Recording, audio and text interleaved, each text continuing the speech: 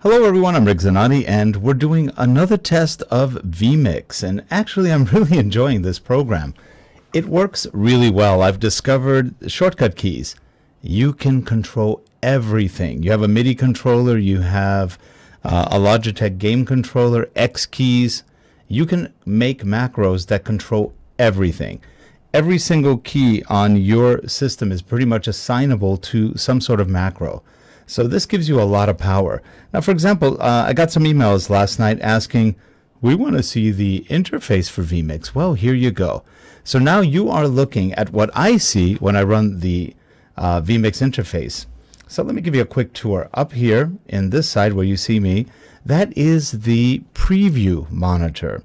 I move to the center, that is the fades. And for example, I can click on a fade or click on one of the transitions and it will do what it needs to do. So anyway, on the right side, that is the program out. That is what the actual video will see when we output. Now, I've also programmed one of my keys, the A key, to be a transition from preview to output. Now it does that real easily just by hitting the A key. Now the 1 key is already programmed. That's a default in vMIX. So you can always hit 1 and just keep doing that, not a problem. So I'm going to go back to our vMIX look and keep with the tour. There's a little, this is cute. There's a little T-bar here. And you do that and it does an automatic transition. Do that again and you get a transition. I think that's cute. So anyway, we are still on the output, but this T-bar does allow you to transition from one thing to another.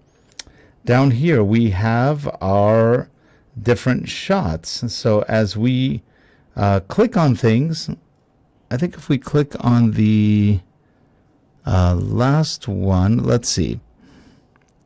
Sometimes my mouse works on it, other times it doesn't. I think if I click on the last one, then I can run a video. Now, for example, here's some other automation. I can again hit my A key, and by the way, that's an arbitrary key.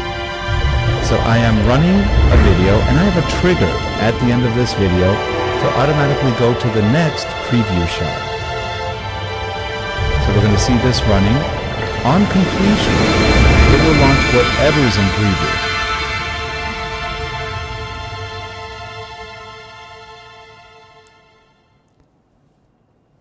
And what was in preview was the view I have of vMIX. Very easy. Triggers. And you can have lots of triggers. You can have multiple triggers. So it could do one thing, then do another. It's pretty darn powerful.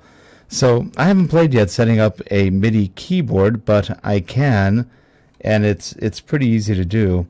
If I click on a lower third like this, well, I should actually go to a real shot first. So if I go to a real shot, and I'm in the wrong shot, let me go over here. Let me get over to my shot. So move that over. Okay, so here in my shot, and I can automate this too, I just haven't automated all the shots yet. I'm going to hit the fade, so I'm in that shot.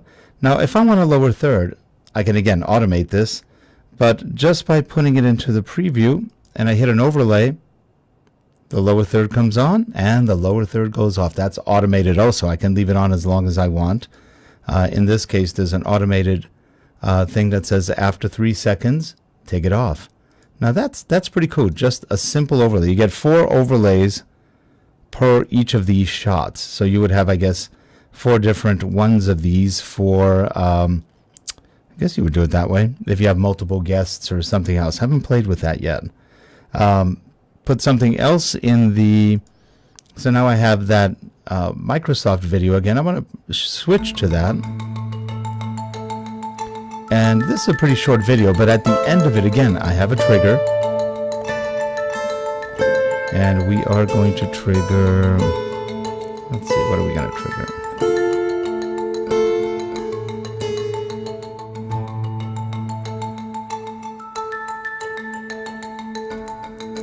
So what we're going to trigger is the vMIX interface when we're done. So as soon as it's over, it fades in the vMIX interface.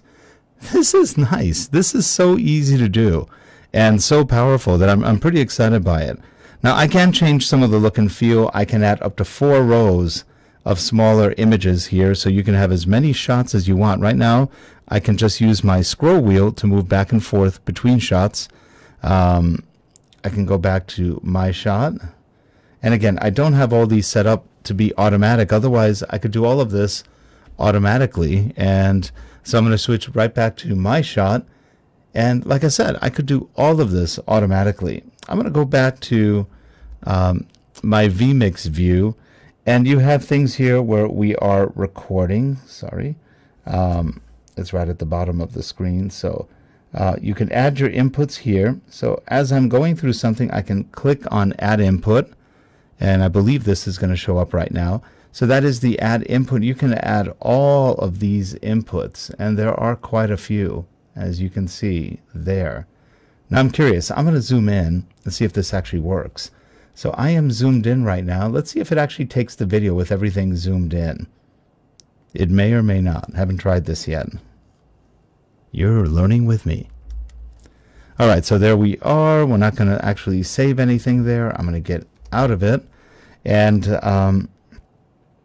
you could set up your external monitors. Where I'm sorry, your external, your stream, your external, your stream, recording, your multi,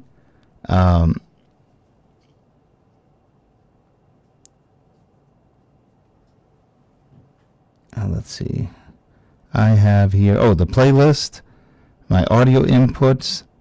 Very, very nice. It's got a lot of different features that you can use from within the actual interface. And again, these are all the shots that we currently have. So as I move around from shot to shot and I have previews, I can go back to my shot. And there we are. We're back at my shot. And so that's it. Just a really quick preview of vMIX and some of the features that it has. We'll have more of these later on because this is fun. Have a good one, everybody. I'm going to stop the recording right now. And again, I could even automate that if I wanted to. And when it asks me, do I want to stop? I'm going to say yes. Have a good one, everyone.